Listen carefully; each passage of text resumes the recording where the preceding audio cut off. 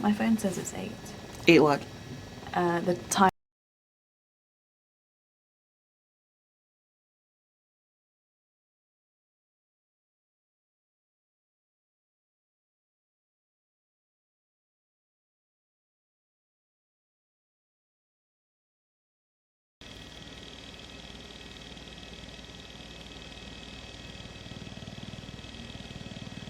Hi, my name is Claudine Housen. And I'm Justina Crabtree. And we are here at CGTN in Beijing watching the London New Year's Eve fireworks live from Beijing. Yep, we're watching them right along with you. Wow, looks awesome. It's quite spectacular, yes. Yeah, you can see the London Eye has got the colours of the British flag on it, which are white, blue and red.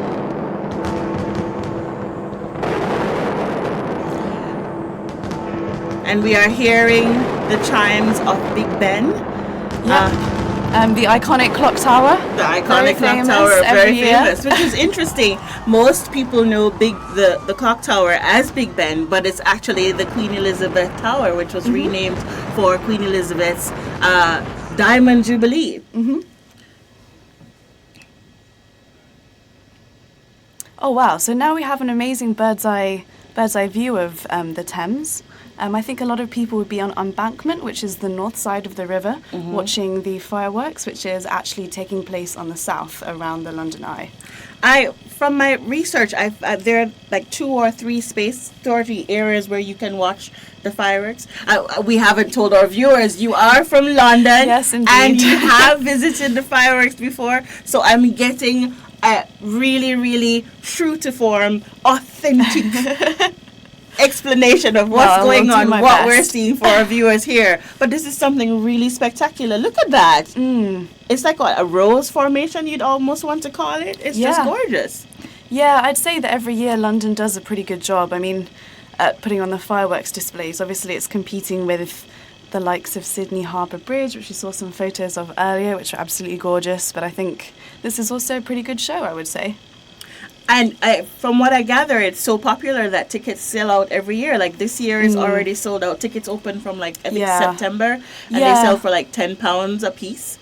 Yeah, I'm sure in the past it's been free. Maybe they're charging for it this year, but I think it's a well organized event really. So in order to stop overcrowding, if you want to watch it on the banks of the river, you have to get a ticket.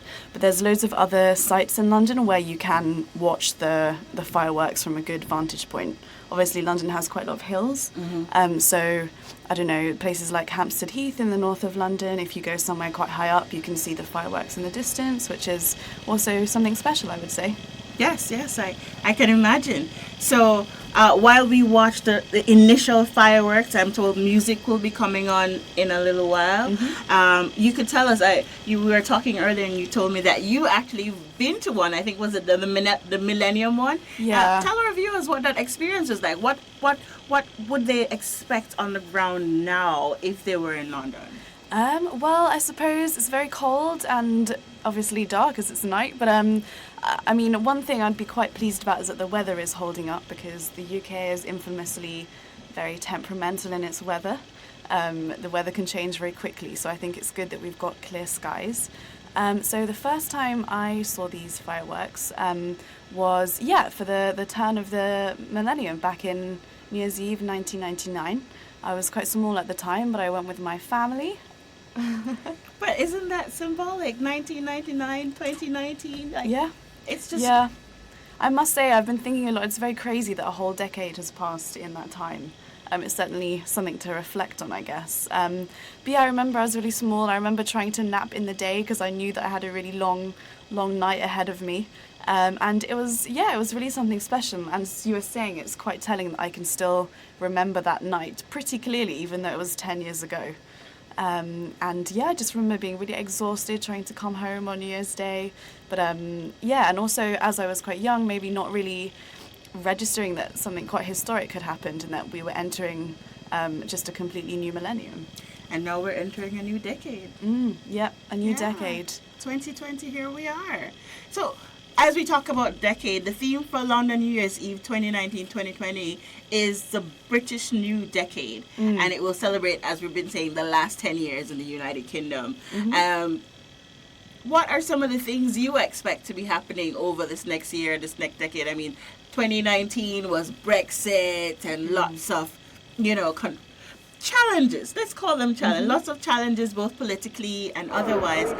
What are some of the things as a Londoner in Beijing would you be expecting, even as we're celebrating the start of this new year, watching this beautiful firework?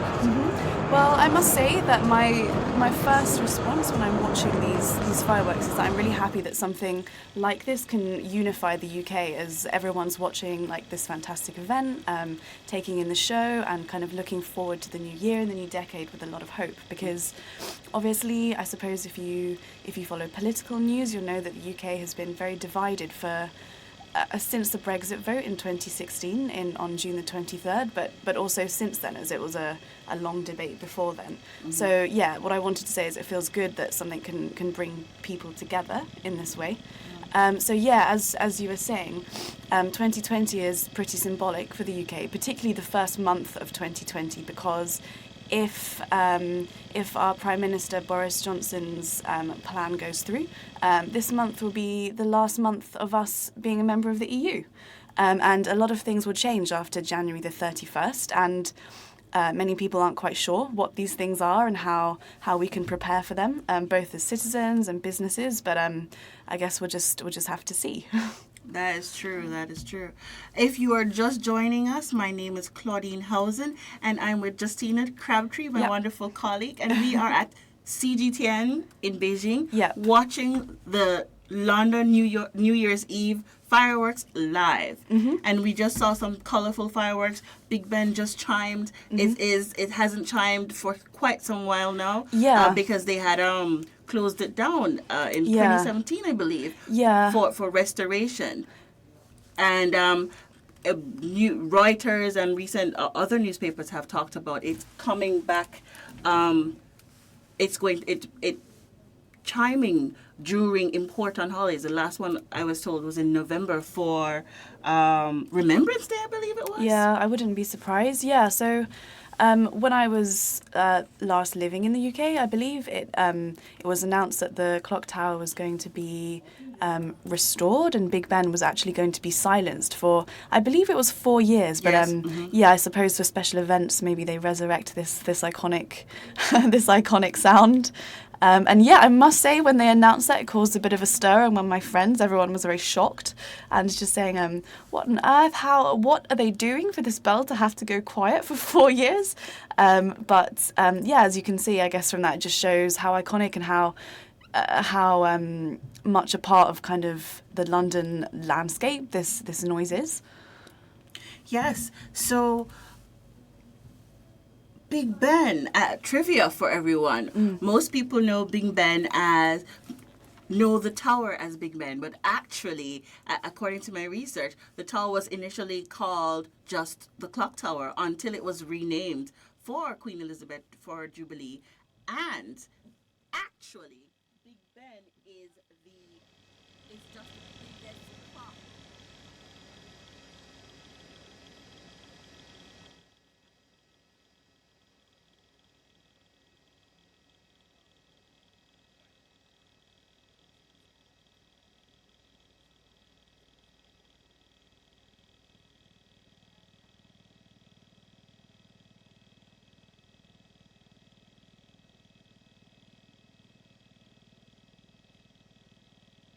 True, that's quite true. And just to reflect on just what we were talking about earlier for our viewers who are just joining us, that we're watching a sold out crowd, a sold out live feed of the London New Year's Eve fireworks at the Thames. We have Big Ben just chiming. Yep. We have the London Eye. The London Eye, and we're seeing some very colorful fireworks, some of them in the color of the national flag, some of them just gorgeous either way. Yeah, I think they've certainly put on a very good show. I think it's worth mentioning maybe also that the London Eye was an unexpectedly successful kind of tourist hotspot for the UK. It was actually initially known as the Millennium Wheel, I think, and installed in the year 2000 ahead of the new decade, and I think people only really expected it to last maybe for a year or so, but it's actually become pretty iconic, and I think one of the UK's most visited hotspots. A great place to go for a fantastic view of London as you're kind of taken up and you can see in all directions. So yeah, I guess the London Eye itself is a testament to insurance. Definitely. Yeah. I remember when I went, I was pretty sad. I was pretty bummed that I didn't get to go on the London Eye. You have to queue for a long time because it's so popular. Yes. When did you go? Maybe almost 10 years ago, actually. Almost 10 years ago. Oh, wow. Okay. I was in London, and I was staying in a Canary Wharf. Oh, right, okay. And I tried to go to the London Eye, and I couldn't get on. And I ran out of time because I was actually there for a workshop. Oh, nice. Okay. I was there for a media workshop. Well, I mean, if you're there as a tourist, there are plenty of other places you can go for a high point to view the city from. There's plenty of like very tall towers that have sprung up in the past few years, or viewing platforms that have been opened. We were saying that we believe a lot of the people watching this will actually be on an area of London called Embankment, which is just the north side of the River Thames, just across from the London Eye, which is actually the south of the river. And we're hearing now some songs being and they're played. singing Auld Lang Syne, which is a kind of, I'm not sure if it's a British song or not, because it's probably mostly associated with the British. Oh, right, maybe? Okay. Which is just a traditional New Year's song. I don't know. Yeah. Would you sing that at New Year? No, I wouldn't. Okay. We wouldn't sing it for New Year's, but I'm very familiar with it being sung at the time. Oh, right. Okay. And I guess when this plays, the kind of traditional thing to do when you hum along is to cross your arms and stand in a circle, hold hands with people on either side of you, and wave your arms around. Oh, we've been asked by our producers to mention that if they're not hearing the music as we are right now, it's because of copyright. We do not have the copyrights. So let's recap. This event, the spectacular event that it is, the fireworks sometimes are played to music. They go off to music, and there's a soundtrack that they have. However, CGTN does not have the copyrights to play or broadcast these songs. Therefore, from time to time, the video might be muted to protect the copyright for the people that own these songs. So now we can see some very nice footage of the city at night, I guess, maybe taken from a helicopter or a drone. What tower is that the top of the Shard, I believe, which is, I think that it's London's tallest tower, known as a Shard because it looks like a shard of glass. Yeah, it looked like it could stab someone for sure. So yeah, you can see the rest of the city. Very pointy looking. City in the background. Yeah, but it is a gorgeous view, is it not? Yeah, I think so. And I guess those red lights are also to tell airplanes, hey, building here. Yes, definitely. I mean... And we're back to the stage.